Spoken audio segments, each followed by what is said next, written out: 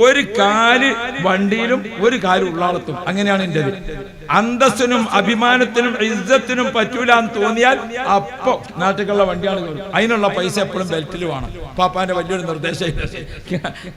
നാട്ടിക്ക് പോരാ, പിരിച്ചു വിട്ടിട്ട് പിന്നെ അവിടുന്ന് പിന്നെ കടഞ്ഞു വെച്ചിങ്ങാണ്ട് ഇങ്ങനെ പോരാ, ടോർച്ച് മുറുക്കി നിൽക്കലല്ല. ഉപ്പാപ്പ നമുക്ക് മാതൃക കാണിച്ച്. സാധാരണ ഉപ്പാപ്പ ഷറഫുൽ മുഴുവൻ ഓതി എന്നുള്ളത് നിങ്ങളൊക്കെ ഒരുപാട് പ്രാവശ്യം കേട്ടതാണ്. ഉപ്പാപ്പ നമുക്ക് കാണിച്ചെന്ന ഒരുപാട് മാതൃകകളുണ്ട്. ഹബീബായ മുഹമ്മദ് റസൂലുള്ളാഹ് ഓർത്തു നോക്കൂ നിങ്ങൾ പ്രിയപ്പെട്ട സഹോദരന്മാരെ. രണ്ടാമത്തത്, സാമ്പത്തികമായ അഭിവൃദ്ധിക്കൊപ്പം നമുക്കുണ്ടാകേണ്ട ഏറ്റവും പ്രധാനപ്പെട്ട മറ്റൊന്നെന്താ? അള്ളാഹു റസൂലിനോട് പലപ്പോഴും സ്വഹാബാക്കൾ വന്ന് ചോദിച്ചിട്ടുണ്ട്. ബഹുമാനപ്പെട്ട അബ്ബാസ് റളിയല്ലാഹു അൻഹു അടക്കമുള്ളവർ വന്ന് ചോദിച്ചു, നബിയേ എനിക്കൊരു വസിയത്ത് പറഞ്ഞു തരുമോ? ഔസിനി യാ റസൂലല്ലാഹ്, എനിക്കൊരു വസിയത്ത് പറഞ്ഞു തരുമോ നബിയേ?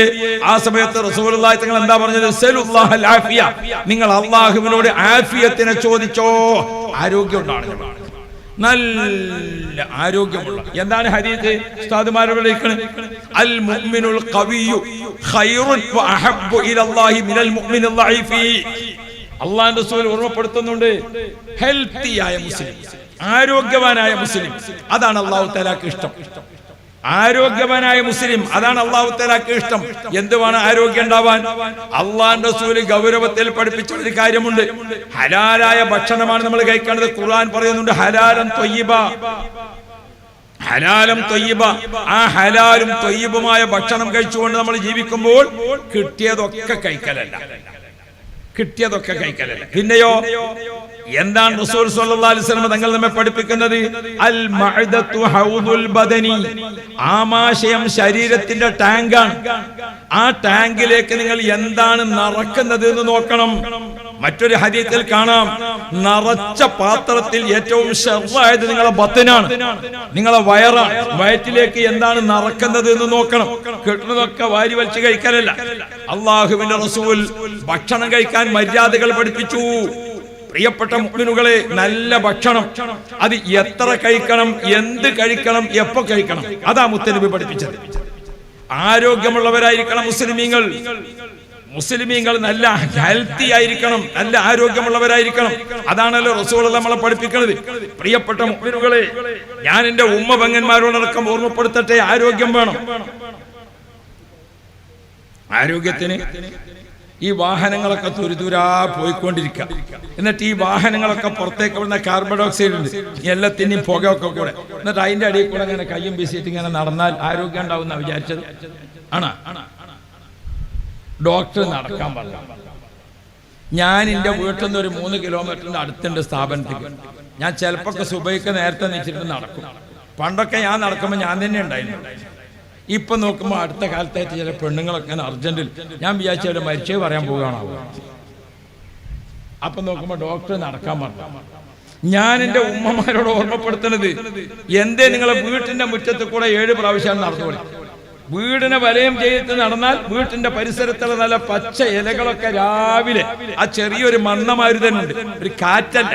കാറ്റ് എന്ന് പറഞ്ഞാൽ അത് ചിലപ്പം കടപഴകി വീണതാണ്. മന്ദമാരുതൻ എന്ന് പറഞ്ഞാൽ എന്താണ്? അത് ഒരു ശീതള, ഓരോരുത്തർക്ക് പറ്റിയ, രോഗിക്ക് പറ്റിയത്ര രോഗിക്ക്, കുട്ടിക്ക് പറ്റിയത്ര കുട്ടിക്ക്, വയസ്സിന് പറ്റിയത്ര വയസ്സിന്, മൃഗങ്ങൾക്ക് പറ്റിയത്ര മൃഗങ്ങൾക്ക്, അങ്ങനെ ഓരോരുത്തർക്കും കണക്കാക്കി കൊടുക്കണേ. അതിനെ പറ്റിയാണ് മന്ദമാരുതൻ എന്ന് പറയാം. അതാണ് ഒരു വസന്തം. ആ വസന്തത്തിൽ ഇങ്ങനെ ആ കാറ്റും കൊണ്ട് ഇങ്ങനെ അല്ലാഹ് നമ്മുടെ വീടിന്റെ ചുറ്റുപാട് എന്തിനു വേണം? രാത്രി ഒരു 9-10 മണിയാകുമ്പോഴേക്ക് ഉറങ്ങിയിട്ട് രാവിലെ എത്ര നേരത്തെ എഴുന്നേൽക്കാൻ പറ്റുമോ ആ നേരത്തെ എഴുന്നേറ്റുകൊണ്ട് നമ്മൾ തഹജ്ജുദ് നിസ്കരിക്കണം. താജുൽ ഉലമ ഉപ്പാപ്പയിൽ നിന്ന് നമ്മൾ പഠിക്കേണ്ട വ്യായാമം നിങ്ങൾ കണ്ടോ? ഉപ്പാപ്പ ചെയ്തിരുന്ന വ്യായാമം ഏതായിരുന്നു? വിത്തർ 11 റക്അത്ത് നിസ്കരിക്കുക, തഹജ്ജുദ് ധാരാളമായി നിസ്കരിക്കുക. വ്യായാമം ഇങ്ങനെ കയ്യും വീശി നടക്കൽ മാത്രം. ഓർത്തു നോക്ക് നിങ്ങൾ, ഉപ്പാപ്പ എത്ര സമയത്തും, എത്ര പാതിരായാലും, എത്ര ക്ഷീണിതനായാലും നിന്ന് ഇരുന്ന് ഉപ്പാപ്പയുടെ നിസ്കാരം എന്തായിരുന്നു? അള്ളാഹുവിനെ ഭയപ്പെട്ടുകൊണ്ട് മുത്തഖിയായ ഖൽബിൽ നിന്നുള്ള നിസ്കാരം. ആ നിസ്കാരം മതിയല്ലോ വ്യായാമത്തിന്. നിസ്കാരത്തെക്കാൾ മുന്തിയ ഒരു വ്യായാമം വേറുണ്ടോ? പക്ഷെ വ്യായാമം നിയത്തിയത് കണ്ട് നിസ്കരിക്കാൻ നിൽക്കണ്ട, നല്ല കോലായി. വ്യായാമം നിയത്തിയത് കൊണ്ടല്ല നിസ്കരിക്കേണ്ടത്. ഓ പ്രിയപ്പെട്ട മുഅ്മിനുകളെ, ഉപ്പാപ്പ എത്ര ദീർഘമായ യാത്ര ചെയ്യുമ്പോഴും ഓർത്തു നോക്കൂ നിങ്ങൾ. ഫർള് നിസ്കരിക്കുന്നു, ജമ്മും കസറുമാക്കി നിസ്കരിക്കുന്നു, അല്ലാഹു റബ്ബി സുന്നത്ത് നിസ്കരിക്കുന്നു, ആ സുന്നത്ത് വിത്ർ നിസ്കരിക്കുന്നു, തഹജ്ജുദ് നിസ്കരിക്കുന്നു, ദുഹാ നിസ്കരിക്കുന്നു, ഒക്കെ പൂർത്തിയാക്കിയാണ് നിസ്കരിക്കുന്നത്. 2 റക്അത്ത് സുബൈക്ക് മുമ്പ് സുന്നത്ത് നിസ്കരിച്ചു, സുബൈ 2 റക്അത്ത് നിസ്കരിച്ചു. അള്ളാഹ് കുറച്ച് കഴിയുമ്പോഴേക്ക് ദുഹാ നിസ്കരിച്ചു, 8 റക്അത്ത് 12 റക്അത്ത് നിസ്കരിച്ചു. അല്ലാഹു റബ്ബി ദുഹറിന് മുമ്പ് 4 റക്അത്ത് നിസ്കരിച്ചു, ശേഷം 4 നിസ്കരിച്ചു, 4 നിസ്കരിച്ചു ദുഹർ. ഒരു ദിവസം കഴിയുമ്പോൾ ഉപ്പാപ്പയുടെ നിസ്കാരങ്ങൾ എത്രയാണ്? ഇതിനേക്കാൾ വലിയ വ്യായാമം വേറെ ഉണ്ടോ?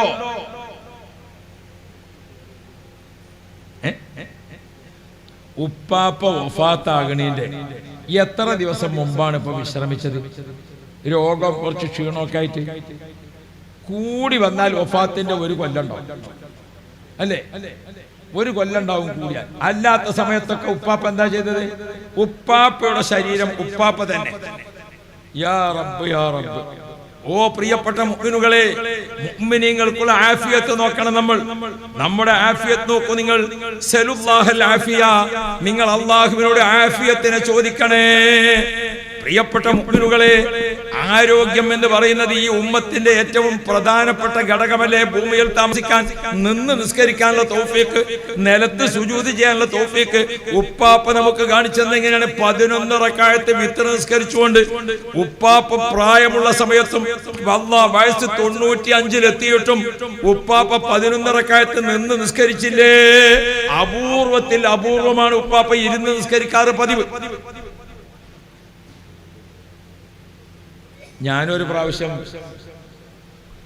ഉപ്പാപ്പാന്റെ കൂടെ ഒരു യാത്ര, അപ്പോ അതൊരു വെള്ളിയാഴ്ച രാവാണ്.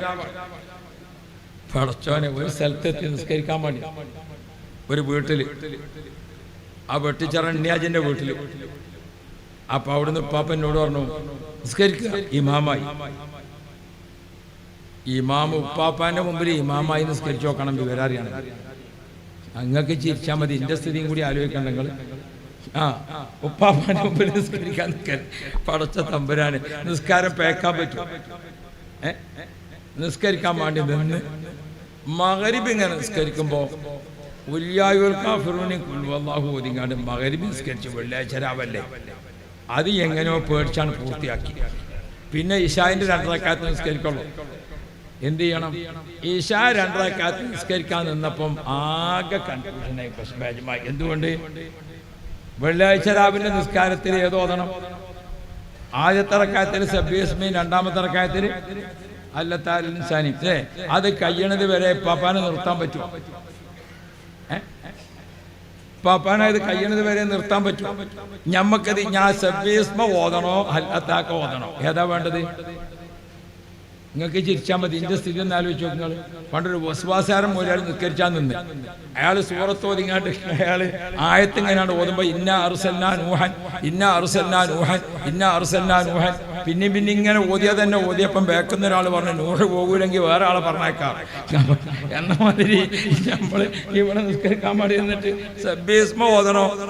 ആ റബ്ബ്, ഉപ്പാപ്പ സുന്നത്തെടുത്തുകൊണ്ട് നിസ്കരിക്കുള്ളൂ. നമ്മൾ ഓർമ്മിക്കണം, ബഹുമാനപ്പെട്ട താജുൽ ഉലമ ഉപ്പാപ്പ നമ്മളൊക്കെ ഒപ്പം യാത്ര ചെയ്താൽ നമ്മൾ ക്ഷീണിച്ചു. ബഹുമാനപ്പെട്ട ഉപ്പാപ്പാക്ക് കണ്ട നിങ്ങൾ നിസ്കാരത്തിന് ആ ക്ഷീണമില്ല. പതിവായി ചൊല്ലിക്കൊണ്ടിരിക്കുന്ന ദിക്ർ, ഉപ്പാപ്പാന്റെ കയ്യിൽ ഒരു ദിക്റിന്റെ കിതാബുണ്ട്. എനിക്ക് തോന്നുന്നു അത് നോക്കി ചെല്ലണം എന്ന് ഇജാസത്ത് കിട്ടിയിട്ടുണ്ടാകും. ഇജാസത്ത് കൊടുത്തിരിക്കുന്ന ആളുകൾ നോക്കി ചൊല്ലണം എന്ന് പറഞ്ഞിട്ടുണ്ടാകും. അല്ലെങ്കിൽ ഉപ്പാപ്പാക്ക് ആ ദിക്റൊക്കെ കാണാതെയും ഒക്കെ മുഴുവൻ മനപ്പാടാം. പക്ഷെ നോക്കിയിട്ടാണ് ചെല്ലുക. ഹജ്ജിന്റെ സമയത്ത് ഒരിക്കൽ ഞങ്ങൾ 1-ാം നമ്പർ ഗേറ്റിലൂടെ ആ ഭാഗത്ത് താമസിക്കാണ്. 1-ാം നമ്പർ ഗേറ്റിലൂടെ ഉപ്പാപ്പ കൊണ്ട് കടന്നപ്പോൾ ആ ദിക്റിന്റെ ഏട് താഴെ വീണു. അതിന് സാക്ഷിയാണ് നമ്മളെ പിന്നെ ഇയാള് നമ്മളെ അൽമദീന മജീദാജി. ഏട് താഴെ വീണ ഏട്ടിൽ എന്താ ഉള്ളത് എന്നറിയ ഉപ്പാപ്പാന്റെ ദിക്റുകളൊക്കെയാണ്. അവിടെ പാറാവ് നിൽക്കുന്ന പോലീസുകാരൻ ഇതൊന്ന് മറിച്ചു നോക്കിയാൽ അത് പിന്നെ കൊടുക്കലുണ്ടാവില്ല. ഓർക്ക് ശിർക്കല്ലാത്തതൊന്നുമില്ലല്ലോ. ഉപ്പാപ്പാന്റെ ദിക്റിന്റെ ഏടവ താഴെ വീണപ്പോ പോലീസുകാരൻ അത് എടുത്തിട്ട് ഒപ്പം പോയിട്ട് പറഞ്ഞു പാസ്പോർട്ട് പാസ്പോർട്ട് പാസ്പോർട്ട് എന്നാണ്. അപ്പൊ ഇതിങ്ങനെ പിടിച്ച് എന്തായിട്ടുണ്ട്, ബാക്കി അതിന്റെ ചട്ടൊക്കെ കറുപ്പ് നിറയിട്ടുണ്ട്. പോലീസുകാരൻ അതുകൊണ്ട് ഉപ്പാപ്പാന്റെ ഒപ്പം പാസ്പോർട്ട് പാസ്പോർട്ട് എന്ന് പറഞ്ഞിട്ട് ആ പോലീസുകാരൻ ഉപ്പാപ്പാന്റെ കൈ കൊടുത്തു. ഉപ്പാപ്പ അത് നോക്കിയിട്ട് എന്റെ ഓർമ്മയിൽ തോന്നുന്നത് ഒരു പക്ഷേ ആ ദിക്റിന്റെ ഇജാസത്തൊക്കെ വാങ്ങുമ്പോൾ നോക്കി ചൊല്ലാൻ ഇജാസത്ത് വാങ്ങിയതുണ്ടാകും. ചിലത് അതിന്റെ പാരമ്പര്യത്തിൽ അങ്ങനെയാണ്. റസൂലുള്ളാഹിന്റെ ഹദീസ് ഓതി കൊടുക്കുമ്പോൾ അങ്ങനെയുണ്ട്. നബി തങ്ങൾ ഒരു ഹദീസ് പറയുമ്പോൾ ചിരിച്ച സ്ഥലത്ത് ഉസ്താദുമാർ അതേപോലെ ഒന്ന് ചിരിക്കും, ഒരു പുഞ്ചിരി. ഇമാം മാലിക് റളിയല്ലാഹു അൻഹു ഹദീസിന്റെ ദർസിന് വേണ്ടിയിരുന്നു. നല്ല പ്രൗഢമായ വസ്ത്രം, നല്ല അത്തറ് പുരട്ടിയിട്ട് വളരെ അദബിലിരുന്ന് ആ ഹദീസ് ഓതുമ്പോൾ ഒന്ന് ചിരിച്ചുകൊണ്ട്, റസൂലുള്ളാഹി തങ്ങൾ കരഞ്ഞ സ്ഥലത്ത് ഒന്ന് കരഞ്ഞുകൊണ്ട്. അതാ ഇജാസത്തിന്റെ സിൽസില അങ്ങനെയാണ്. അത് അതേപോലെ ചെയ്യാം. നമ്മളെ മൗലിദുകളൊക്കെ ഓതുന്ന സമയത്ത് അങ്ങനെയുണ്ട്. മങ്കൂസ് മൗലിദ് ഓതുമ്പോൾ ഞാൻ മങ്കൂസ് മൗലിദിന്റെയും ബുർദയുടെ ഒക്കെ ഇജാസത്ത് വാങ്ങാൻ വേണ്ടി പാനായക്കുളം മസറത്ത് ജീവിച്ചിരിപ്പുള്ള സമയത്ത് മൂപ്പരെടുത്തു പോയി. അപ്പൊ ചെന്നപ്പോ മൂപ്പര് ഒരുപാട് നിബന്ധനകളൊക്കെ പറഞ്ഞിട്ട് മൗലിദിന്റെയും ബുർദയുടെയും ഇജാസത്ത് തരണോ, അത് നേർച്ചയാക്കി ചെല്ലുകയാണെങ്കിൽ അല്ലെങ്കിൽ ഒരു മുറാദ് ഹാസിലാകാൻ വേണ്ടി ചെല്ലുകയാണെങ്കിൽ ഓരോ വരിക്കും ജവാബ് ചെല്ലണം. അങ്ങനെ ഉള്ളാളത്തെ പാപ്പ ചെല്ലിയിരുന്നത്. ഷറഫുല്ലാനെ മുഴുവൻ ഓതാണെങ്കിലും എന്ത് ചെയ്യും, ഓരോ വരിക്കും ഏത് ചൊല്ലും, ജവാബ് ചൊല്ലും. ഇപ്പൊ ഇന്നാളെ ഞാനൊരു മൗലിദിന് പോയി. കുട്ടികൾ നല്ല ഉഷാറിൽ തങ്ങളെ എന്താ ചെല്ലണ ഉഷാറ്. പുതിയ തലമുറയിലെ മക്കൾ ഇങ്ങനെ ചെല്ലണത് നല്ല ഉഷാറാണ്. അല്ലാഹു മക്കൾക്കൊക്കെ ഖൈർ കൊടുക്കട്ടെ. പക്ഷെ ചെല്ലണ കുട്ടികൾ 4 ആൾ ഒരു ചെല്ലന്നെ ജവാബില്ല. ഓരോ വരിക്കും സലാത്തിയല്ലോ, അതില്ല. ചെല്ലണോട് ചെല്ലന്നെ. ഞരമ്പൊക്കെയാണ് പടച്ചിട്ട് ആ കുട്ടിന്റെ PVC പൈപ്പും അതിലുണ്ട്. കൗത്തും നോക്കിയാൽ പണ്ട് പ്രധാന ഭക്ഷണം കഞ്ഞിയാണ്. 2 ആള് കഞ്ഞി കുടിക്കാൻ, കയ്യിലൊന്നുള്ളൂ. കുടിക്കണോ കുടിക്കന്നെ. മറ്റോ ഇങ്ങനെ നോക്കി കുറെ കഴിഞ്ഞപ്പോ എനിക്ക് കഞ്ഞി വേണ്ടേ, നീ ആ കയ്യിലൊന്ന് താഴെ വെച്ച് കിട്ടണ്ടാണ് എന്ന മതിരി ഇപ്പോഴൊന്ന് ശ്വാസം അയച്ചു കിട്ടിയെങ്കിലല്ലേ നമുക്കൊരു സലാത്തി എല്ലാം പറ്റുക. നല്ലോണം ചെല്ലണം. ഉപ്പാപ്പ നിങ്ങൾ മൗലിദ് ഓതുന്നത് ഓരോ വരിയും ജവാബ് ചൊല്ലിയിട്ടേ ചെയ്യുള്ളൂ.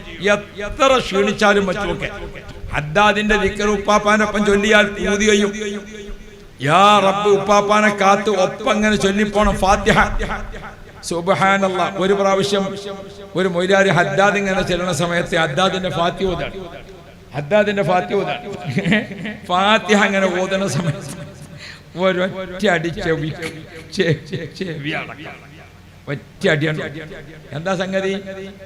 നമ്മളൊക്കെ ഫാത്തിഹ ഓതുന്ന സമയത്ത് ഈ ഫാത്തിഹ ഇലാ ഹദറത്തിൻ നബി സ്വല്ലല്ലാഹു അലൈഹി വസല്ലം റസൂലുള്ളാഹിക്കാണ് ഫാത്തിഹ അതിയാ ചെയ്യുന്നത് അല്ലേ? മുഹീദ്ദീൻ ശൈഖ് തങ്ങൾക്കാണ് ഫാത്തിഹ അതിയാ ചെയ്യുന്നത്. അബ്ദുല്ലാഹിൽ ഹദ്ദാദ് തങ്ങൾക്ക് അതിയാ ചെയ്യുന്നത്. ആർക്കാത് കൊടുക്കണത്? അത്ര വലിയ ആൾക്കാർ. നമ്മളൊരു വലിയ ആൾക്ക് സമ്മാനം കൊടുക്കുമ്പോൾ എടുക്കാത്ത നോട്ട് കൊടുത്താൽ പറ്റുമോ? കീറിയ നോട്ട് കൊടുത്താൽ പറ്റുമോ? ഉപയോഗിച്ച പഴയത് കൊടുത്താൽ പറ്റുമോ? ഏതെങ്കിലും ഒക്കെ കൊടുത്താൽ പറ്റുമോ? നമ്മളൊരു സമ്മാനം കൊടുക്കുമ്പോൾ അത് എങ്ങനെ കൊടുക്കണം? അത് ഏറ്റവും നന്നാക്കി, ഏറ്റവും മുന്തിയത്, ഏറ്റവും നല്ലത് അങ്ങനെ കൊടുക്കണ്ടേ? എന്തേ ഒരു അത്തറും കുപ്പി കൊടുക്കാന്ന് വെച്ചാൽ ഏത് കൊടുക്കണം? ഏറ്റവും നല്ലത് നോക്കി കൊടുക്കണ്ടേ? എന്നാണ് ഞാനൊരു അത്തറ് വീടി കയറി അത്തറ് വാങ്ങാൻ വേണ്ടി കൈ കാണിച്ചു കൊടുത്തു. ഇവിടെ തേച്ച്. അപ്പൊ ഞാൻ ചോദിച്ചത് വേദനക്ക് കേൾക്കണതാണോ? കാരണം എന്തെങ്കിലും ഒരു മണം വരേണ്ടത്. അപ്പൊ ഇതൊന്നും ആർക്കും കൊടുക്കാൻ, ഹദിയ കൊടുക്കാൻ വേണ്ടി പറ്റൂല. ബഹുമാനപ്പെട്ട ഫാത്തിഹ ഇങ്ങനെ ഓതുമ്പോൾ എന്തായ ഓതണമെത്ത് നമ്മളിങ്ങനെ ഫാത്തിഹ ഇങ്ങനെ ഓതി അവസാനം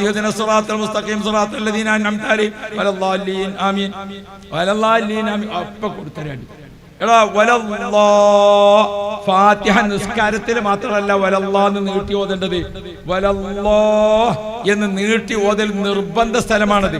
ഹദ്ദാദിന്റെ ഒക്കെ ഫാത്തിഹ ഓതുമ്പോൾ പലപ്പോഴും വലല്ലാലീൻ വലല്ലാലീൻ എന്ത് വലല്ലാലീൻ ഒരൊറ്റ അടിയാണ്. ബഹുമാനപ്പെട്ട ഉപ്പാപ്പ ഹദ്ദാദിന്റെ ഇജാസത്ത് കൊടുക്കുമ്പോൾ ഹദ്ദാദിന്റെ ഫാത്തിഹയെ പറ്റി പ്രത്യേകം പറയും. പ്രിയപ്പെട്ട മുഅ്മിനുകളെ, എന്താണ് അവിടെ പഠിപ്പിക്കുന്നത്? ഒരു ഹറഫാണ് ഓതുന്നതെങ്കിൽ ആ ബക്കറ്റും കൊണ്ടൊന്നും ഒരാൾ തെറ്റിപ്പോയ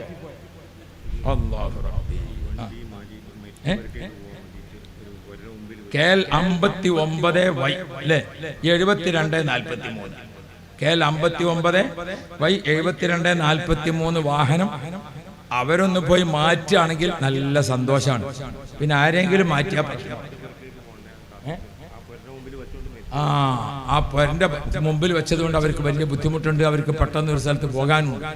ആരുതാണ് വണ്ടിയെങ്കിൽ വേഗം മാറ്റി കൊടുക്കണം. അള്ളാഹ് സിറാജ് നിങ്ങൾ തന്നെ പോണത് മർഹബ. സാധാരണ ഈ വയലുങ്ങളൊക്കെ ഒരു കൊച്ചു കുട്ടി ചെറിയൊരു ബക്കറ്റ് വെച്ചാൽ പോകുക. ഇത് വലിയൊരു ബക്കറ്റ് വെച്ച് ഒരു മുഴുവൻ മനുഷ്യനാണ് വരുന്നത്. അള്ളാഹു ഖൈറ് തരട്ടെ. അപ്പം എന്നാൽ നമുക്ക് തങ്ങളപ്പം നമ്മളെ തുടങ്ങി കൊടുക്കല്ലേ. എൻ്റെ അടുത്ത് പൈസ ഉണ്ടോ എന്ന് തന്നെ അറിയില്ല. കുറച്ചതൊക്കെ ഇപ്പൊ ഭാഗ്യത്തിന് രക്ഷപ്പെട്ടു. അൽഹംദുലില്ലാഹ്. 10 തൊട്ട് ഇല്ലായിട്ടല്ല, നിങ്ങളാണ് വരുന്നത്. ബിസ്മില്ലാഹിർ റഹ്മാനിർ റഹീം. എല്ലാവരും എടുത്ത് വെച്ചോളൂ. പെണ്ണുങ്ങളെടുത്തേക്കല്ല ആരോ പോണത്? 7243. ഈ വാഹനം ഉടൻ തന്നെ മാറ്റണം. ആ വീടിൻ്റെ മുന്നിൽ വെച്ച ഒരു വാഹനമാണ്. ആ വീട്ടിലുള്ളവർക്ക് മരണ വീട്ടിലേക്ക് പോകാനുള്ള ആവശ്യമുണ്ട്. അതുകൊണ്ട് എത്രയും പെട്ടെന്ന് ആ വാഹനം മാറ്റിത്തരണമെന്ന് അഭ്യർത്ഥിക്കുന്നു. ഇപ്പം മാറ്റിയിട്ടുണ്ടാവും.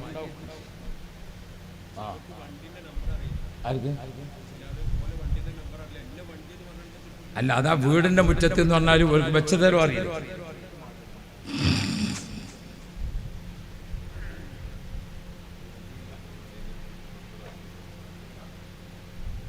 അപ്പൊ ഞാൻ ഓർമ്മപ്പെടുത്തുന്നത്, ഉപ്പാപ്പയിൽ നിന്ന് റസൂലുള്ളാഹി എന്നൊക്കെ നമ്മൾ പഠിക്കുമ്പോൾ കുറെ കാര്യങ്ങൾ നമ്മുടെ നിത്യജീവിതത്തിലേക്ക്, ആരോഗ്യം ഏറ്റവും വലിയ പ്രശ്നമാണ്. അള്ളാഹുവിന്റെ റസൂൽ നമ്മൾ ഓർമ്മപ്പെടുത്തുന്നുണ്ട്, അൽ മുഅ്മിനുൽ ഖവിയ്യു, ആരോഗ്യവാനായ സത്യവിശ്വാസി അല്ലാഹു തആലക്ക് അഹബ്ബു ഇലല്ലാഹ്, അല്ലാഹുവിന് ഏറ്റവും ഇഷ്ടപ്പെട്ടതാണ്. മറ്റൊരു ഹദീസിൽ കാണാം, അഹബ്ബുൻ നാസി ഇലല്ലാഹി അൻഫഉഹും ഇലന്നാസ്, ജനങ്ങൾക്ക് ഏറ്റവും കൂടുതൽ ഉപകാരം ചെയ്യുന്ന ആൾ ആരാണോ അവരെയാണ് അല്ലാഹു തആലക്ക് ഏറ്റവും ഇഷ്ടം. ഉപകാരം ചെയ്യാൻ കഴിയണമെങ്കിൽ ആരോഗ്യം വേണ്ടേ, ഉപകാരം ചെയ്യാൻ കഴിയണമെങ്കിൽ പണം വേണ്ടേ. അൻഫഉഹും ലിന്നാസ്, ജനങ്ങൾക്ക് ഏറ്റവും അൻഫഅ എന്ന് അവിടെ ഓർമ്മപ്പെടുത്തിയത്, ജനങ്ങൾക്ക് ഏറ്റവും ഉപകാരം ചെയ്യാൻ സാധിക്കുമോ അതാണ് അല്ലാഹു തആലക്ക് ഏറ്റവും ഇഷ്ടം. മുത്ത് നബി സല്ലല്ലാഹു അലൈഹി വസല്ലം തങ്ങൾ ജനങ്ങൾക്ക് കൊടുത്തിരുന്നത് എങ്ങനെയാണ്? കരീഹൽ മുർസല. നബി സല്ലല്ലാഹു അലൈഹി വസല്ലം തങ്ങളുടെ കൊടുതി എത്രമാത്രം ഹദീസുകളിലൊക്കെ കാണാം. നമുക്ക് മുത്തുനബിയെ ഇത്തിബായ് ചെയ്തുകൊണ്ട് കൊടുക്കാൻ കഴിയണമെങ്കിൽ കയ്യിൽ വേണ്ടേ, അധ്വാനിക്കണം, ഉണ്ടാക്കണം. എന്നിട്ട് പ്രിയപ്പെട്ട മുഅ്മിനുകളെ, ഉമ്മമാരെ, നമ്മുടെയൊക്കെ വീടുകളിൽ യതീംഖാനക്കാർ വരും, അതുപോലെ തന്നെ ദർസിന്റെ ആളുകൾ, ദഅവാ കോളേജുകാർ വരും, പട്ടിണി കിടക്കുന്നവർ വരും, വീടുണ്ടാക്കേണ്ടവർ വരും. കൊടുക്കാൻ സാധിക്കണമെങ്കിൽ കയ്യിൽ ഉണ്ടാവണം നല്ല ആരോഗ്യം, നല്ല സമ്പാദ്യം. ബഹുമാനപ്പെട്ട താജുൽ ഉലമ നല്ല ഭക്ഷണം കഴിക്കും. അൽഹംദുലില്ലാഹ്. ഭക്ഷണം അങ്ങനെ കഴിച്ചുകൊണ്ടിരിക്കുമ്പോൾ പറയും, ഞാൻ ഇതൊന്നും കഴിക്കലില്ല മര്യാദ. അങ്ങനെ കഴിക്കും, എന്ത് രസ കാണാനെന്ന്. പടച്ചോനെ ദർജ ഏറ്റി കൊടുക്കണേ അല്ലാ.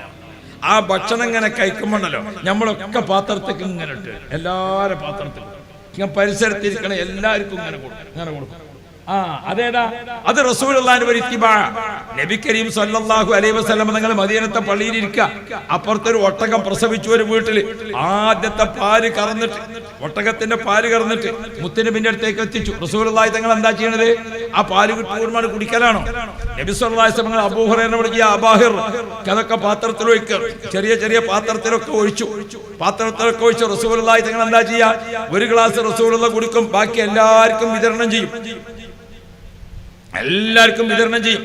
ഒരു പ്രാവശ്യം റസൂലുള്ളാഹിന്റെ സദസ്സിൽ ഒരു മുന്തിരി, ചെറിയൊരു മുന്തിരിന്റെ പാക്കറ്റ് ഒരു പാത്രത്തിൽ ഒന്നിങ്ങനെ മൂടിയിട്ട്, അതാരാ കൊണ്ടുവന്നത്? ഒരു ഫക്കീറായ മനുഷ്യനാണ്, ഏറ്റവും സാധുവായ ഒരു മനുഷ്യൻ. 10 മുന്തിരി വള്ളി നട്ടിട്ട് അതിൽ നിന്ന് മുന്തിരിങ്ങൾ ഉണ്ടാകുമ്പോ അത് വിറ്റിട്ട് ജീവിതം കഴിയുന്ന ഒരു പാവപ്പെട്ട ആളാ.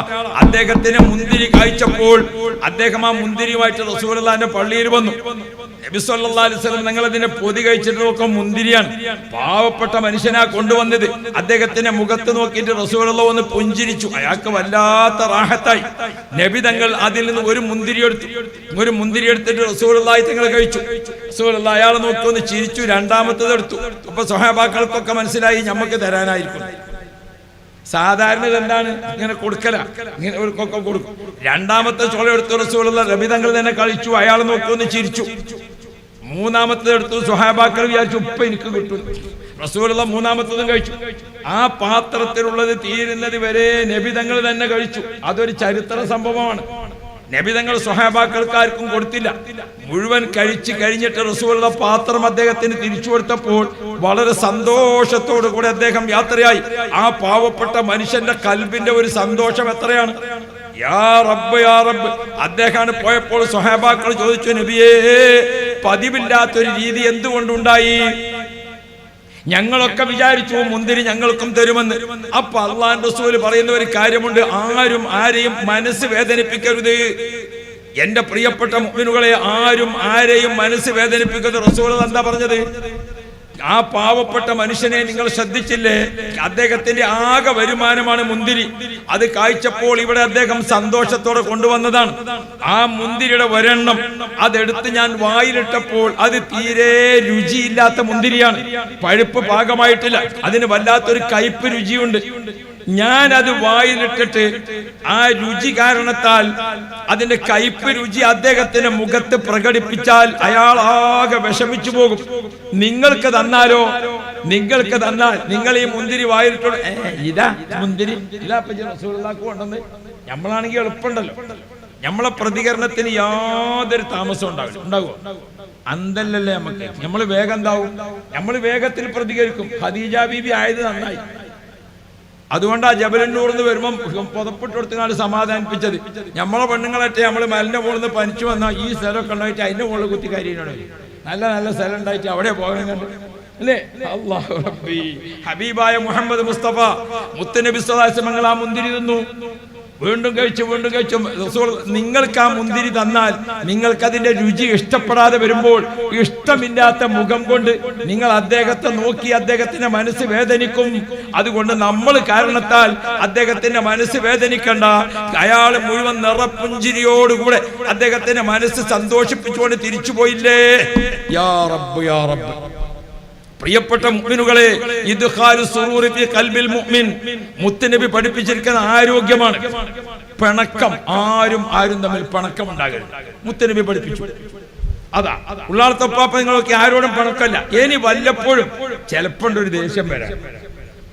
അതെപ്പോഴാ ദേഷ്യം വരില്ലെന്ന് ഉപ്പാപ്പ ഇവിടുന്ന് കരുവന്തിരുത്തിന്ന് പുറപ്പെട്ടതാ യാത്ര. അങ്ങനെ കോഴിക്കോട്ട് മീറ്റിങ്ങിലെത്തി. ഉപ്പാപ്പ ഇവിടുന്ന് അവിടെ എത്തിയപ്പോഴേക്ക് 3-3.5 മണിക്കൂറായിട്ടുണ്ടാവും. അപ്പോഴേക്ക് മൂത്രം വയ്ക്കാൻ പറ്റിയിട്ട് വിഷമായിട്ടുണ്ട്. അപ്പൊ എന്ത് ചെയ്യണം? ഉപ്പാപ്പാക്ക് മൂത്രം വയ്ക്കാൻ പോണെങ്കിൽ ബാത്റൂമിൽ പോകുമ്പോ എന്ത് വേണം? ഈ കുപ്പായം ഇതൊക്കെ അയച്ചു വെച്ചിട്ട് ഉപ്പാപ്പാന്റെ ഒരു കള്ളിത്തുണിയുണ്ട്. ആ കള്ളിത്തുണി ഒരു തോർത്തുകൊണ്ട് ചിരിക്കണുണ്ടോ? പേരക്കുട്ടിയാണത്. ആ കള്ളിത്തുണിയും ആ തോർത്തും കൊണ്ട് എടുത്തിട്ട് ബാത്റൂമിൽ പോകണം. എന്തുകൊണ്ട്? നിസ്കരിക്കണ തുണി ഉപ്പാപ്പ ബാത്റൂമിൽ കൊടുക്കാറില്ല അല്ലേ ഞങ്ങളെ? അതാ നിസ്കരിക്കുമ്പോ കൊടുക്കണ തുണി ഏത് കൊടുക്കാറില്ല, ബാത്റൂമൊക്കെ ഉപയോഗിക്കാറില്ല. അത്ര സൂക്ഷ്മതയാ. പഴയ കാലത്ത് ജീവിച്ചിരിക്കുന്ന മഹാന്മാരുണ്ട്. നമ്മളെ മലയം ബീരാൻകുട്ടി മുസ്ലിയാർ അല്ലേ? സുഖമില്ലാത്ത സമയത്ത് മൂപ്പർക്ക് ഒരു രോഗം വന്നവിടെ ഒരു കുരു. ആ കുരു ഓപ്പറേഷൻ ചെയ്ത് മാറ്റിയപ്പോ അത് ഉണങ്ങണില്ല. അപ്പൊ അന്നത്തെ ഡോക്ടർമാര് പറഞ്ഞു, അങ്ങക്ക് കാലിന്റെ തുടമെന്ന് കുറച്ച് തൊലി വെട്ടിയെടുത്തിട്ട് അത് ഇവിടെ വെക്കണം, അതേ പറ്റുള്ളൂ. ഡോക്ടർമാര് മുഴുവനും വിധി എഴുതി. പക്ഷെ അദ്ദേഹം പറഞ്ഞു വേണ്ടാന്നു. മക്കളൊക്കെ ചോദിച്ചു, ഉപ്പ ആ ചികിത്സ അനുവദനീയല്ലേ? ശരീരത്തിന്റെ ഒരു ഭാഗത്ത് വെട്ടിയിട്ട് മറ്റേ ഭാഗത്തേക്ക് വെക്കാലോ?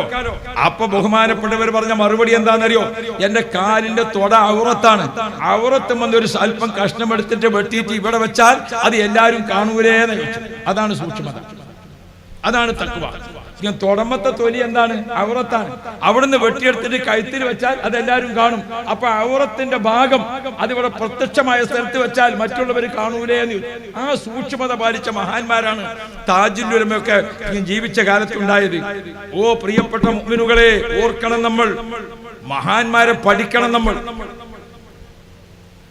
ബഹുമാനപ്പെട്ട റസൂലുള്ളാഹി സ്വല്ലല്ലാഹു അലൈഹി വസല്ലം തങ്ങൾ നമുക്ക് നൽകുന്ന സന്ദേശങ്ങൾ നമ്മെ കൊണ്ട് മറ്റുള്ളവർക്ക് ഒരു വിഷമുണ്ടാകും. ഉപ്പാപ്പനെ ആരും ദേഷ്യം പിടിക്കാൻ എങ്ങനെ മൂത്രമൊഴിക്കാനൊന്നും ആൾക്കാർക്ക് നേരം ഉണ്ടാവില്ല. ഉപ്പാപ്പ കാറിന്ന് ഇറങ്ങുമ്പോഴത്തേന് വന്ന് ഒരു കൂട്ടർ കൈ പിടിക്കല്, ഒരു കൂട്ടർക്ക് മന്ദിരിക്കല്, ഒരു കൂട്ടർക്ക് എല്ലാവരും മഹബത്ത് കൊണ്ടാണ്. പക്ഷെ ഉപ്പാപ്പാക്കൂടെ മൂത്രമൊഴിക്കായിട്ട് നേരം പിടിക്കണം. അതിലുണ്ട് ഒരു ദേഷ്യം പിടിക്കൽ. ആ ദേശത്തിൽ കിട്ടിയാ കിട്ടി. അത് പൂക്കോയക്കാണെങ്കിലും കിട്ടും, ഞമ്മക്കാണെങ്കിലും കിട്ടും, ആർക്കാണെങ്കിലും കിട്ടും. അൽഹംദുലില്ലാ. കിട്ടാതെ കഴിച്ചേക്കണമെങ്കിൽ ഞാനും മൂപ്പരും തന്നെ ഉള്ളൂ. അല്ലാഹു ഖൈറാകട്ടെ. അപ്പൊ ഞാൻ ഉപ്പാപ്പാനെയും കൂട്ടി എവിടെയും പോകുന്നേരം ഉപ്പാപ്പ വരികയാണെങ്കിൽ ഉപ്പാപ്പ കാറിൽ നിന്ന് ഇറങ്ങുമ്പോഴത്തേന് മുന്നിൽ നിന്നിട്ട് ഉപ്പാപ്പാന്റെ ദേശം ഞാനാണ് പോയത്. അവിടുന്ന് നിങ്ങൾക്ക് കൈ പിടിക്കാറ്റ് ഒരു ബാത്റൂമിലൊക്കെ പോയി വരട്ടെ എന്ന് പറഞ്ഞ് നമ്മളാണ് റെഡി. ഉപ്പാപ്പ ബാത്റൂമിൽ പോയി ഒക്കെ ഒന്ന് റെഡിയായി റാഹത്തായിട്ട് വന്നിട്ട് ഒരു ചെമ്മരപ്പടി ഇട്ടിട്ട് ഇങ്ങനെ ഒരു ഇരുത്തുണ്ട്. ആ ഇരുത്തം ഇങ്ങനെ ഇരിക്കുമ്പോൾ ഇങ്ങനെ ഓരോരോ സംഗതി ഇങ്ങനെ പറഞ്ഞാണ്ടത്. മന്ദിരിക്കണമെങ്കിൽ മന്ദിരിപ്പിച്ചാൽ, അതുപോലെ തന്നെ ദ്വാരപ്പിക്കുകയാണെങ്കിൽ ദ്വാരപ്പിക്കാം, കുട്ടികളെ മന്ദിരിപ്പിക്കുകയാണെങ്കിൽ മന്ദിരിപ്പിക്കാം. ഏത് സംഗതിയും അപ്പം ഇങ്ങനെ പറഞ്ഞാൽ മണിയായിട്ട് ഇങ്ങനെ പറയും. എന്താ അതിൽ ആലിമ്യങ്ങളൊക്കെ ഉണ്ടെന്ന് വെച്ചാൽ ഒരിക്കൽ ബഹുമാനപ്പെട്ട നെല്ലിക്കുത്ത് ഉസ്താദ്, അള്ളാഹു റഹ്മത്ത് കൊടുക്കട്ടെ, നെല്ലിക്കുത്ത് ഉസ്താദിന് കിട്ടിയ ഒരു അടി മലപ്പുറം സമ്മേളനത്തിന്. ആ അടിയാണ് കിട്ടിയപ്പോൾ ബഹുമാനപ്പെട്ട നെല്ലിക്കുത്ത് ഉസ്താദ് ഒരടിയും കൂടി കിട്ടണം എന്നെങ്കിലേ ഞാൻ നന്നാകുള്ളൂ. അതേ സമയത്ത് ആ സമ്മേളനം കഴിഞ്ഞപ്പോഴേക്ക് ഉപ്പാപ്പക്ക് റാഹത്തായി, സമാധാനായി, ജനങ്ങളൊക്കെ കണ്ട് ഭയങ്കര തക്ബീറൊക്കെ ചൊല്ലി. ഇസ്മായിൽ മൂല്യാരെ ഇസ്മായിൽ ഉസ്താദ് ഓടി വന്നു. നിങ്ങൾ പൊരുത്തപ്പെട്ടല്ലോ കേട്ടോ, നിങ്ങളെ ഞാൻ അങ്ങനെ അടിച്ചതല്ല പാപ്പ, എനിക്കൊരടിയും കൂടി വേണം, ഞാൻ നന്നാകാനാണ്. ആണോ ദേഷ്യം പിടിച്ചിട്ട് വല്ലതും സംസാരിച്ച അപ്പൊ തന്നെ അത് പൊരുത്തപ്പെടിപ്പിക്കും. അത് കുട്ടികളെ സ്വഭാവമാണ്. ഔലിയാക്കൾ എന്ന് പറഞ്ഞാൽ കുട്ടികളെ മാതിരിയാണ് എന്ന കിതാബിൽ കാണാം മഹാന്മാര്. എന്താ കുട്ടികൾ?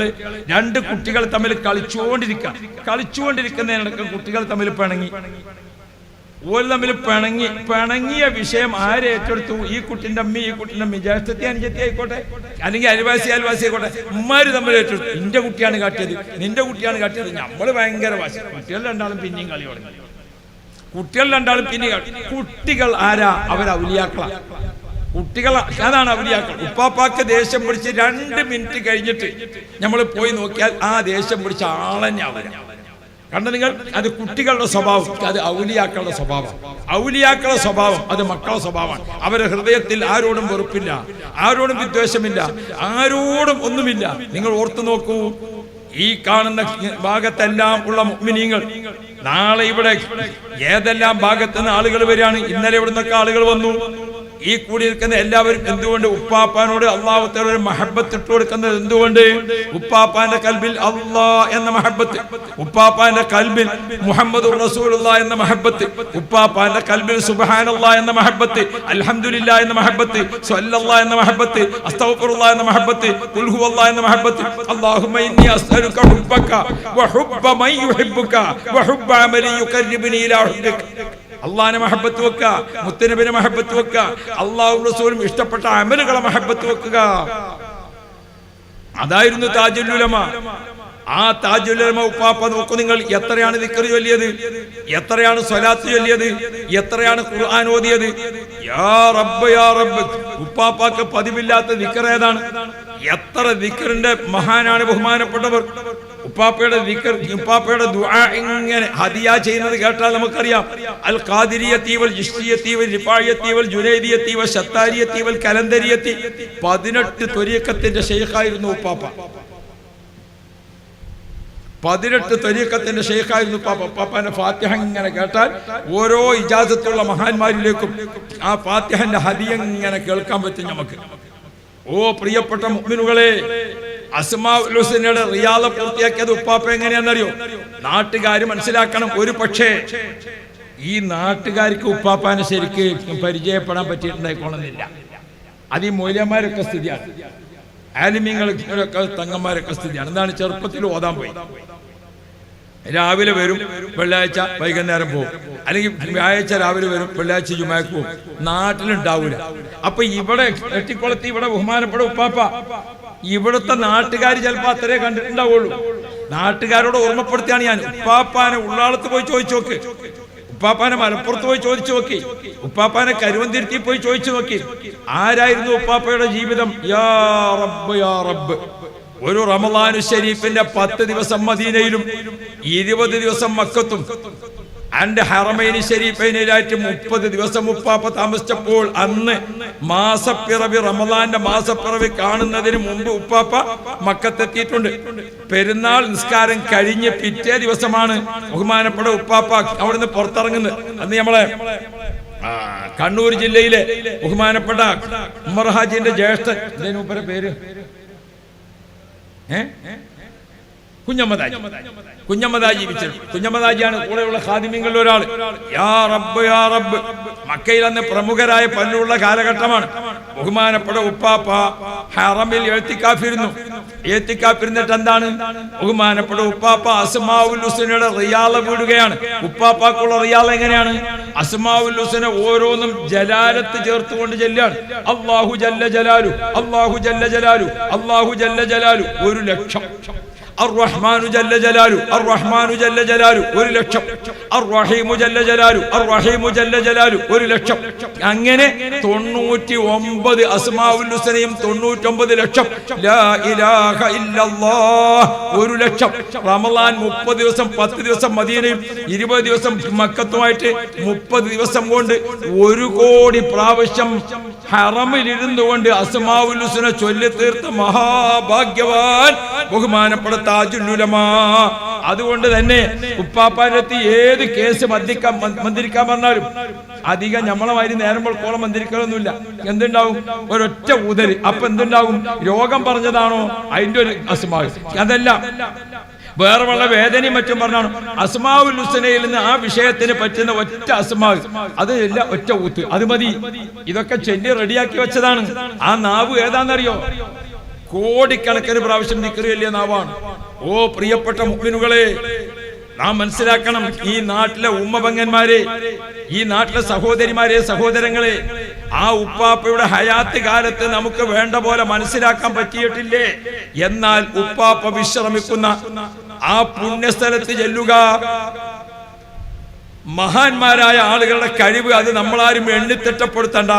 മഹാന്മാർക്ക് അള്ളാഹു തആല കൊടുക്കുന്ന കഴിവ് അത് അറ്റമില്ലാത്തതാണ്. മഹാന്മാർക്ക് അള്ളാഹു തആല കൊടുക്കുന്നത് നിങ്ങൾ നോക്കൂ, മരണാനന്തര ജീവിതത്തിൽ അവർക്ക് ഹയാത്തിലുള്ളതിനേക്കാൾ പവറാണ്. ഇന്ത്യ കണ്ട ആശിക്യങ്ങളിൽപ്പെട്ട് ഏറ്റവും വലിയ ആളാണ് അഹമ്മദ് റിളാ ഖാൻ തങ്ങൾ.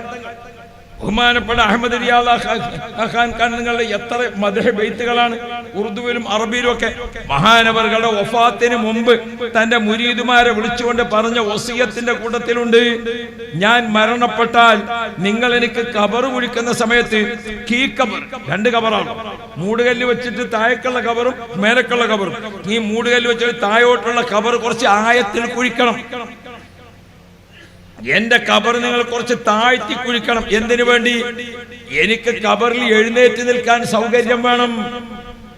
ഞാൻ അല്ലാഹുവിന്റെ റസൂലിനെ ഊണിലും ഉറക്കിലും സന്തോഷത്തിലും ദുഃഖത്തിലും എല്ലാം മുത്തുനബിയെ നെഞ്ചേറ്റിക്കൊണ്ട് ജീവിക്കുകയാണ്.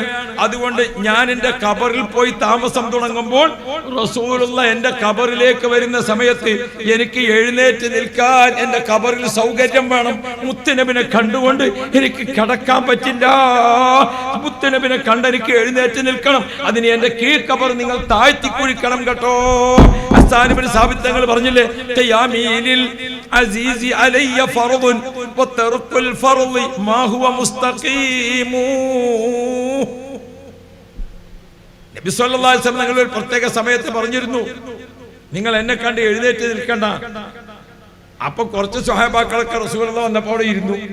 ഹസ്സാൻ ഇബ്നു സാബിത്ത് റളിയല്ലാഹു അൻഹു എഴുന്നേറ്റ് നിന്നുകൊണ്ട് പാടി, ഖിയാമീനിൽ അസീസി അലയ്യ ഫർദുൻ വതർകുൽ ഫർദി മാ ഹുവ മുസ്തഖീം. മുത്തുനബിനെ കണ്ടിട്ട് എഴുന്നേറ്റ് നിൽക്കാതിരിക്കെ അത് സാധ്യമല്ല, അത് നല്ല പണിയല്ല. ബഹുമാനപ്പെട്ട അഹമ്മദ് റിളാ ഖാൻ തങ്ങൾ പറഞ്ഞു, എന്റെ കീഴ്ഖബർ നിങ്ങൾ ആയത്തിൽ കുഴിക്കണം. മുത്തുനബി എന്റെ ഖബറിലേക്ക് വരുമ്പോൾ എനിക്ക് എഴുന്നേറ്റ് നിൽക്കണം. മഹാന്മാരുടെ മരണാനന്തര ജീവിതമുണ്ടല്ലോ, അതെങ്ങനെയാ? മുഅ്മിനിന്റെ മരണം എങ്ങനെയാണ്? അത് ഇന്ത്യക്കാലു ഹയാത്തിൻ ഇലാ ഹയാത്തിൻ ഉഖറ, നിലവിലുള്ള താമസ സ്ഥലത്ത് നിന്ന് മറ്റൊരു സ്ഥലത്തേക്ക് താമസം മാറുക. നമ്മളെ പുതിയ തലമുറയിലെ കുട്ടികളൊക്കെ പകരം ശാസ്ത്രം മാത്രം നോക്കി കുത്തിരിക്കാം. എന്നാ ശാസ്ത്രം പഠിച്ചുകൊണ്ടോ? അതുമില്ല. ഖബർ വിശാലമാക്കണേ എന്ന് വേർന്നപ്പോ ഓൽക്കൊരു ബേജാറ്, മൂടുകല്ല് താഴെ പോവുക അല്ലേ? ഖബറിന് ഇങ്ങനെ മേലെ കല്ല് വെച്ചിട്ടില്ലേ? ഖബർ വിശാലമാക്കിയാൽ കല്ല് താഴെ പോകൂലേ? നമ്മളെ ഇപ്പത്തെ കുട്ടികളെ പുതിയ ചോദ്യമാണ്, നാളെ ഒരു പെൺകുട്ടികളെ ക്ലാസ്, പെൺകുട്ടികളൊരു ക്ലാസ്സിൽ ഒരു പെൺകുട്ടിയെ എന്നിട്ട് ചോദിച്ചു, സാധേ ഖബർ വിശാലമാക്കാന്ന് പറഞ്ഞാൽ ഖബർ വിശാലമായാൽ ഈ മൂടുകാലൊക്കെ പല താഴേക്ക് വേണ്ടി നമ്മളെ ശരീരത്തിൽ പോകൂലെന്ന്. അതാ എവിടുന്ന അവർക്ക് ചോദിക്കണത്? ഇതൊക്കെ എക്സ് മുസ്ലിം എന്നുള്ള ഒരു കൂട്ടം ആൾക്കാർ ഇവരൊക്കെ ഉണ്ടാക്കിയെടുക്കണ ചോദ്യം. അപ്പൊ ഞാൻ ആ പെൺകുട്ടിനോട് പറഞ്ഞു, പടച്ചോനെ, നിങ്ങളൊക്കെ ഗർഭിണികളാകുമ്പോ കുട്ടിക്ക് കിടക്കാൻ അള്ളാഹു ഗർഭാശയം വിശാലമാക്കട്ടെ. അപ്പൊ ആ കുട്ടി ആമീൻ. അപ്പൊ എൻ്റെ ഗർഭാശയം വിശാലമായ പള്ള പൊട്ടിപ്പോകുന്നു ചോദിക്കുക. അപ്പോഴാണ് വിശാലമാക്കലിന് ഏതൊക്കെ അർത്ഥമുണ്ടെന്ന് ചിന്തിക്കേണ്ടത്. കുട്ടി ഗർഭാശയത്തിൽ കിടക്കണം 4-ാം മാസം, അതിനേക്കാൾ വിശാലമായി 6-ാം മാസം, അതിനേക്കാൾ വിശാലമായി 8-ാം മാസം, അതിനേക്കാൾ വിശാലമായി 9-ാം മാസം. നോക്കുമ്പോൾ ഗർഭാശയത്തിൽ 2 കുട്ടികൾ, അപ്പൊ കുറച്ചും കൂടി വിശാലമായി. ഗർഭാശയം വിശാലാകുന്നതിനനുസരിച്ച് വയറു കൂട്ടിയോ? എന്നാ ഖബർ വിശാലമാകുമ്പോഴേ ഒന്ന് മനസ്സിലാക്കി വെച്ചു. യുക്തി ചോദ്യം ഇന്ന് ഏറെ കൂടുതലാണ്. അതിനെല്ലാവർക്കും നല്ല ഉഷാറുമാണ്. ഇവിടെ എത്ര ആൾക്കാരാണ് പുതിയ വാദഗതിക്കാരുമായിട്ട് അല്ലേ? അല്ലാ, പാർട്ടി മാറിയിട്ട് പുതിയ വിദ്യാർത്ഥികൾക്കൊക്കെ ചേരുമ്പോൾ നോക്കിക്കോളി, ഖബറാകുന്ന വീട്ടിൽ വിശ്രമിക്കുന്ന സമയത്ത് ഒരു സലാം കിട്ടൂല, ഒരു ആമീൻ കിട്ടൂല, ഒരു ഹറഫ് ഖുർആൻ കേൾക്കാൻ കഴിയൂല. അടുത്തടുത്ത് ഖബറുണ്ട്. ഈ ഖബറിലൊക്കെ ഖുർആൻ ഇങ്ങനെ വരും, അപ്പുറത്തെ ഖബറിലൊക്കെ ഖുർആന്റെ ഒരു വാസനയും കൂടി കിട്ടൂല. എന്തുകൊണ്ട്? ഇത് വഹാബി, അത് ജമാഅത്ത്, ഇത് സുന്നത്തി ജമാഅത്ത്. മനസ്സിലാക്കണം. ഖബറിലെ സ്ഥിതി എന്താന്ന് അറിയങ്ങള്? മാപ്പിളയും പെണ്ണുങ്ങളും കെട്ടിപ്പിടിച്ച് അടുത്ത് കിടക്കാണ്. അല്ലാഹു റബ്ബി, പെണ്ണുങ്ങൾ രാത്രി സ്വപ്നം കണ്ട്, പെണ്ണുങ്ങൾ രാത്രി സ്വപ്നം കണ്ടിട്ട് ഒരു ആന വരിക, എന്നിട്ട് ഇവളെ ചവിട്ടുക, അതൊക്കെ ഓള് പേടിക്കുക, കരയുക, ബാക്കിയുള്ളതൊക്കെ. ഭർത്താവ് വല്ല വിവരം അറിയുന്നുണ്ടോ? എന്നാ പിന്നെ ഖബർ അടുത്തടുത്ത് ഖബറുണ്ട്, അവിടുത്തെ ലോകം വേറെയാണ്. അത് റൂഹിന്റെ ലോകമാണ്. അവിടുത്തെ വെച്ചുകൊണ്ട് ഇവിടെ കളിക്കണ്ട. ഓ പ്രിയപ്പെട്ട മുഅ്മിനുകളെ, താജുൽ ഉലമ ഉപ്പാപ്പ എത്രയാണ് നമുക്ക് കാണിച്ചു തന്നത്? അസ്മാഉൽ ഹുസ്ന എത്രയാണ് ഉപ്പാപ്പ ചൊല്ലി തീർത്തത്? കോടികൾ. ഓ പ്രിയപ്പെട്ടവരെ, വിശുദ്ധ ഖുർആന്റെ പാരായണം ഉപ്പാപ്പ എത്രയാണ് ഓതിയത്? ആയിരക്കണക്കിന് ഉപ്പാപ്പാന്റെ ഖബറിലേക്ക് യാത്രയാകുമ്പോൾ എത്ര ഖുർആൻ ഖത്തം തീർത്തതുമായിട്ടാണ് പോയിട്ടുള്ളത്. ഓർത്തു നോക്കൂ സഹോദരന്മാരെ. 15-ാമത്തെ വയസ്സിൽ ഉപ്പാപ്പ ദർസിൽ പഠിക്കുന്ന സമയത്ത് ഖുർആൻ 30 മനഃപ്പാഠമാക്കിയിട്ട് അന്ന് മുതൽക്ക് ഓതാൻ തുടങ്ങിയിരിക്കുന്ന ഖുർആന്റെ ഖത്തമുകൾ റമദാനിൽ എല്ലാ റമദാനിലും 15 ഖത്തം തീർക്കും. 2 ദിവസം കൂടുമ്പോൾ ഒരു ഖത്തം. ഒരു റമദാനിൽ ഉപ്പാപ്പാക്ക് 13 ഖത്തമേ തീർന്നുള്ളൂ. അന്ന് ഉപ്പാപ്പ എത്രയാണ് കരഞ്ഞത്? ഓ പ്രിയപ്പെട്ടവരെ, റബ്ബിന് മുമ്പിൽ കരയണം വല്ലാതെ. ഞാൻ എൻ്റെ പ്രിയപ്പെട്ട സഹോദരീ സഹോദരങ്ങളോട്, താജുൽ ഉലമ ഉപ്പാപ്പയെ നമ്മൾ പഠിക്കുക. ഉപ്പാപ്പ എത്രയാണ് കരഞ്ഞത്? നമ്മുടെ കണ്ണിൽ നിന്ന് വരുന്ന കണ്ണുനീരുണ്ടല്ലോ, ആ കണ്ണുനീരിന്റെ ഒരു വില നമ്മൾ മനസ്സിലാക്കണം. അത് എത്രയാണ് ഇതിന്റെ മൂല്യം? കണ്ണീരിന്റെ മൂല്യം എത്രയാണ്? നമ്മുടെ കയ്യിൽ അല്ലാഹു തആല തന്നിരിക്കുന്ന നിധിയാണ് കണ്ണുനീര്. കണ്ണുനീരാകുന്ന നിധി, അതിന്റെ ഒരു ശക്തി എത്രയാണ്? ഫയർ ഫോഴ്സ് കണ്ടില്ലേ നിങ്ങൾ? അഹമ്മദാബാദിൽ വിമാനം തകർന്നു വീണു. ആളിക്കത്തുന്ന തീ, ഫയർ ഫോഴ്സ് ഇങ്ങോട്ട് വന്നിട്ട് തീ കെടുത്താണ്. എന്നാൽ പ്രിയപ്പെട്ട മുഅ്മിനുകളെ, നരകത്തിന്റെ ചൂടൊന്ന് ഓർത്തു നോക്കൂ. ആ തീ കെടുത്താൻ ആർക്കാണ് കഴിയുക? ഒരു സിഗരറ്റ് വലിക്കണ സമയത്ത് നമ്മൾ സിഗരറ്റ് ഒന്ന് തല മാറി വലിച്ചു, എന്താ സ്ഥിതിയാവുക? എങ്ങനെ ഉണ്ടാവും? ആ തീയുള്ള ഭാഗമാണ് പിന്നെ വലിച്ചത് അല്ലേ? ഒരു സെക്കൻഡ് സിഗരറ്റ് ഒന്ന് തല മാറി വലിച്ച് തീ എന്തായി? ചുണ്ട് പൊള്ളി, പുറത്തിറങ്ങാൻ പറ്റില്ല. മനുഷ്യനോട് പറയാൻ പറ്റുമോ സിഗരറ്റ് തല മാറി വലിച്ചു? സംസാരിക്കാൻ പറ്റുന്നുണ്ടോ? ഇല്ല. വെള്ളം കുടിക്കാൻ പറ്റുന്നുണ്ടോ? ഇല്ല. ഒരു സിഗരറ്റ് മേൽ എത്രയാണ് തീയുള്ളത്? അതിന്റെ എത്ര കോടി ഇരട്ടിയാണ് ദുനിയാവിന്റെ തീ, അതിന്റെ എത്ര കോടി ഇരട്ടിയാണ് നരകത്തിന്റെ തീ. എങ്കിൽ ആ നരകത്തിന്റെ തീ കെടുത്തിക്കളയാൻ പറ്റുന്ന ഒരു ഫയർ ഫോഴ്സ്, അത് നമ്മുടെ കണ്ണിൽ അല്ലാഹു തആല തന്ന കണ്ണുനീരാണ്. ആ കണ്ണുനീർ ഉറ്റിക്കോ. ബഹുമാനപ്പെട്ട റസൂലുള്ളാഹി തങ്ങൾ കരഞ്ഞിട്ടുണ്ട്, മുഹീദ്ദീൻ ശൈഖ് തങ്ങൾ കരഞ്ഞിട്ടുണ്ട്. കരയാത്ത ഒരു വലിയും കരയാത്ത ഒരു നബിയും ലോകത്ത് കഴിഞ്ഞു പോയിട്ടില്ല. ആരൊക്കെ കണ്ണീരൊഴുക്കിയോ അവർക്കൊക്കെ പരലോക മോക്ഷം, സ്വർഗം കിട്ടിയിട്ടുണ്ട്. സുബ്ഹാന ജല്ല ജലാലു. ഒരു സംഭവം പറയട്ടെ. ബൈഅത്തുൽ റിദ്വാൻ സംഭവം നടക്കാണ്. ബൈഅത്തുൽ റിദ്വാൻ എന്ന് പറഞ്ഞാൽ ഏതാണ്? 84 സ്വഹാബാക്കളും നബിതങ്ങളും ഒരു മരത്തിന്റെ തണലിൽ ഒരുമിച്ച് കൂടിയിരുന്നു. റസൂലുള്ളാഹിന്റെ ചുറ്റുഭാഗത്തിരുന്നു കൊണ്ട് സ്വഹാബാക്കൾ ബൈഅത്ത് ചെയ്യുകയാണ്. സ്വഹാബാക്കൾ ബൈഅത്ത് ചെയ്യാൻ മുത്തനബിന്റെ കയ്യിൽ പിടിച്ചിട്ട് ഷഹാദത്തി കലിമ ചൊല്ലിക്കൊണ്ട് ബൈഅത്ത് ചെയ്തു. ഒരു മരത്തിന്റെ തണലിലാണ് എല്ലാവരും ഒരുമിച്ച് കൂടിയിട്ടുള്ളത്. സ്വഹാബാക്കൾ ബൈഅത്ത് ചെയ്തു. അടുത്താള് ആ ബൈഅത്ത് ചെയ്യുന്ന സ്വഹാബാക്കൾക്ക് തണലിട്ട് കൊടുത്തുകൊണ്ട് ആ സ്വഹാബാക്കൾക്ക് തണലിട്ട് കൊടുത്തുകൊണ്ട് അല്ലാഹ് ആ മരത്തിന്റെ ഒരു വല്ലാത്ത സന്തോഷം. ഈ നബി തങ്ങൾക്കും സ്വഹാബാക്കൾക്കും തണലിട്ട് കൊടുക്കുകയാണ് ആ മരം. യാ റബ്ബ് യാ റബ്ബ് 83 സ്വഹാബാക്കളും ബൈഅത്ത് ചെയ്തു. 83 സ്വഹാബാക്കളും ബൈഅത്ത് ചെയ്തു. 84ാമത് ബൈഅത്തിന് വേണ്ടി എഴുന്നേറ്റ സ്വഹാബി ഉഖബത്ത് ഇബ്നു ആമിർ റളിയല്ലാഹു അൻഹു. പഴന്ന് മതിയാക്കാനായ മട്ടുണ്ട്. തങ്ങന്മാരും മറ്റുമൊക്കെ റെഡിയാക്കണം ഇൻഷാ അല്ലാഹ്. അല്ല നിങ്ങൾ വരുന്നേ വരെയല്ലോ പറയണ്ടേ.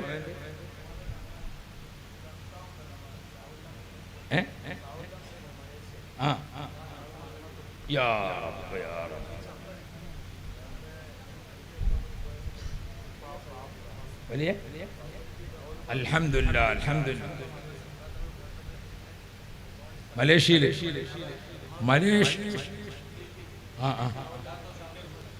മലേഷ്യയിൽ ഷാഹുൽ ഹമീദ് സാഹിബ് പ്രസിദ്ധനായ സുന്നത്ത് ജമാഅത്തിന്റെ പ്രധാനി. അല്ലാഹുവേ അദ്ദേഹത്തിന് മഗ്ഫിറത്ത് നൽകണേ അല്ലാഹ്, മർഹമത്ത് നൽകണേ അല്ലാഹ്.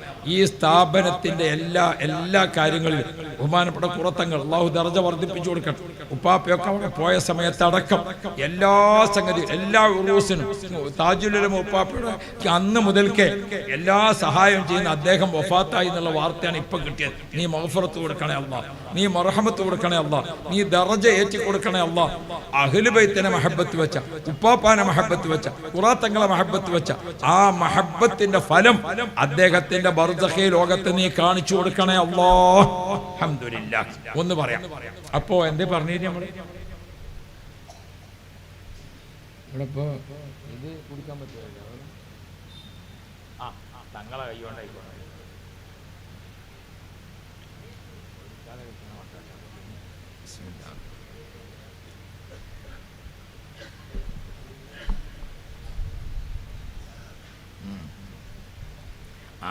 അതാ തങ്ങൾ പറഞ്ഞത്.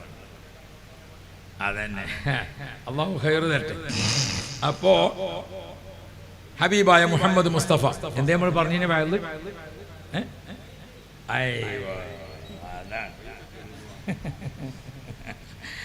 ആളുകൾ ഒപ്പുണ്ടായാലേ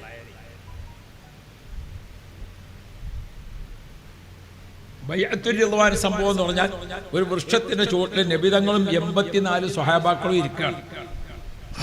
നബിതങ്ങളെ കയ്യിൽ കൈവച്ചിട്ട് അവരൊക്കെ ഷഹാദത്ത് കലിമ ചൊല്ലി മുത്തനബിയായിട്ട് ബൈഅത്ത് ചെയ്യാം.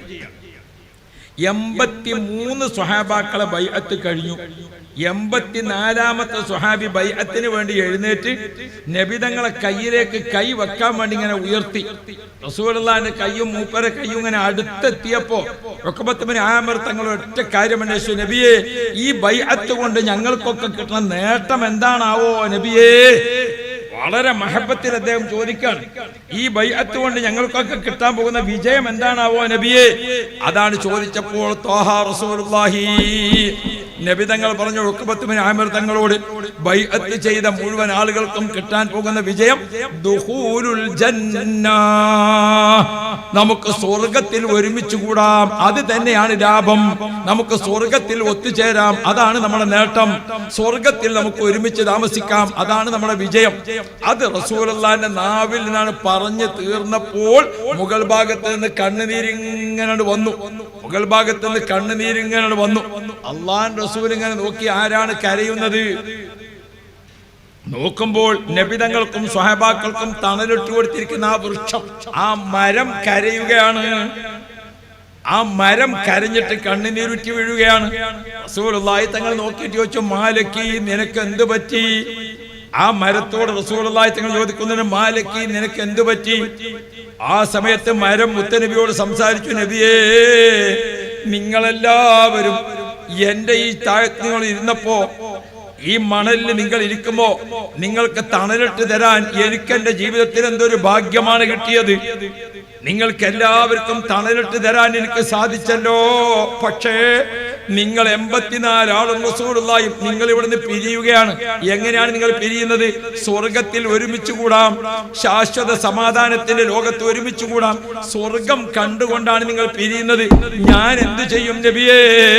നിങ്ങളൊക്കെ പിരിഞ്ഞുപോയി, ഞാൻ ഇവിടെ വെയിൽ കൊണ്ട് ഉണങ്ങി, ഇലകളൊക്കെ കൊഴിഞ്ഞുപോയി, എന്നെ ആർക്കും വേണ്ടാതായി, ഞാനങ്ങ് നശിച്ചു പോവുകയല്ലേ ഇത് ഓർക്കുമ്പോൾ എനിക്ക് സഹിക്കാൻ കഴിയുന്നില്ല. ആ വൃക്ഷം കരഞ്ഞു.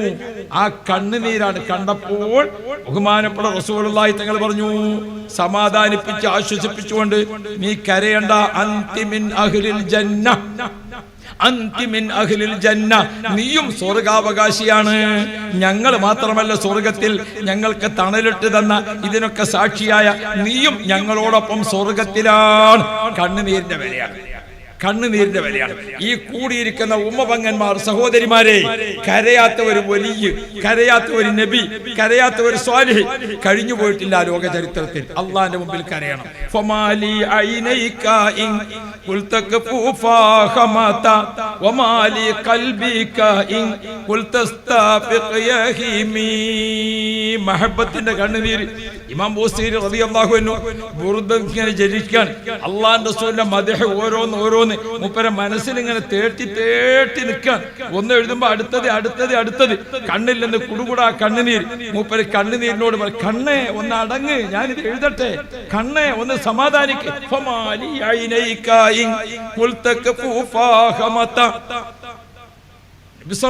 നിങ്ങളെ മദ്ഹ് ഇങ്ങനെ ആലോചിച്ചിട്ട് കണ്ണുനീര് വറ്റുന്നില്ല. ما جف دمع سال من عينين لكنه يجري على الخدين من حب قلبي سيد الكونين حيا وميتا في التراب رميما صلوا عليه وسلموا تسليما. ബഹുമാനപ്പെട്ട ഉമർ ഖാദി റളിയല്ലാഹു അൻഹു മുത്തനബിന്റെ അടുത്തേക്ക് കേരളത്തിൽ നിന്ന് പുറപ്പെട്ട് എത്തി റസൂലുള്ളാഹിന്റെ മദീന അതിർത്തിയിൽ പോയിട്ട് അവിടെ നിന്നു. മുത്തനബി സമ്മതം തരട്ടെ, എന്നിട്ട് അങ്ങോട്ട് പോണം മുത്തനബിന്റെ നാട്ടിലേക്ക്. സമ്മതം കിട്ടി.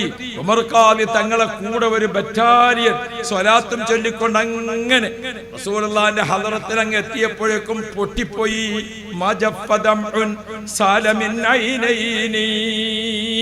അത് മഹബത്തിന്റെ കണ്ണുനീരാണ്. കണ്ണുനീര് 10 വിധത്തിൽ കണ്ണുനീരുണ്ട്. 3 ആക്ഷേപിക്കപ്പെട്ട കണ്ണുനീരാണ്. ബുക്കാഉൽ കദിബ്, കള്ളക്കരച്ചിൽ. ബുക്കാഉൻ നിഫാഖ്, കാപ്പട്യത്തിന്റെ കരച്ചിൽ. ബുക്കാഉൻ നായിആത്ത്, വാടകക്കെടുത്തിട്ട് കരച്ചിൽ. അങ്ങനെയുണ്ട്. എല്ലാവരും കരയുമ്പോ ഞാനായിട്ട് എങ്ങനെ കരയാതെക്കാന്ന് വിചാരിച്ചു. അതല്ല, പണ്ട് നായിആത്ത് എന്നിട്ട് മരിച്ചോടത്ത് കരയണ പെണ്ണുങ്ങളുണ്ട്. കരയാനായിട്ട് വാടക എടുക്കല. അതാ ഇസ്ലാം മരിച്ചോടത്ത് കരയരുത് എന്ന് പറഞ്ഞ നിരോധിച്ച കരച്ചിൽ. ബാക്കി 7 കണ്ണുനീരുണ്ട്. ബുക്കാഉൽ മഹബ്ബ, ബുക്കാഉൽ ഖൗഫ്, ബുക്കാഉർ റജാ, ബുക്കാഉർ റഹ്മ. ഇങ്ങനെ 7 കണ്ണുനീരുണ്ട്. ആ കണ്ണുനീരിനൊക്കെ സ്വർഗം കിട്ടും. ആ മരം കരഞ്ഞു. അല്ലാഹുവിന്റെ റസൂൽ പറഞ്ഞു, അന്തിമിൻ അഹ്ലിഹാ. ഒരു റിവായത്ത്, നീയും ആ സ്വർഗാവകാശിയാണ്. കരഞ്ഞിട്ട് കാര്യം നേടി എത്ര ആളുണ്ട്? മഹബ്ബത്തിന്റെ കണ്ണുനീര് എത്ര സ്ഥലത്ത് കാണാം. ബഹുമാനപ്പെട്ട ഉമ്മു ഐമൻ റളിയല്ലാഹു അൻഹ റസൂലുള്ളാഹിന്റെ വീട്ടിൽ മുത്ത് റസൂൽ സ്വല്ലല്ലാഹു അലൈഹി വസല്ലം തങ്ങളുടെ ഉമ്മ ആമിന ബീവിയും അബ്ദുള്ള എന്നിവരും